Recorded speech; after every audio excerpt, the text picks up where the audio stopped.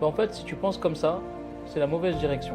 C'est pas parce que moi je réponds d'une manière au traitement des objections que tu dois reprendre mot pour mot ce que je dis. Peut-être que mon énergie n'est pas similaire à la tienne. Peut-être que mes valeurs ne sont pas similaires aux tiens. Peut-être que ma personnalité ne te correspond pas. Ainsi de suite. Donc c'est très important de prendre vraiment conscience que le traitement des objections, il faut comprendre le fonctionnement du traitement des objections et ne pas essayer de reproduire ce que tu vois chez X ou Y personne, même si tu l'estimes beaucoup ou tu as beaucoup d'admiration pour lui. Pourquoi? Parce que sinon tu vas forcément ici tomber dans ce qu'on appelle le biais du champion. On reviendra sur ce biais-là peut-être un autre jour. Donc, la manière de traiter l'objection, tu as une méthode à suivre, c'est la méthode CQC.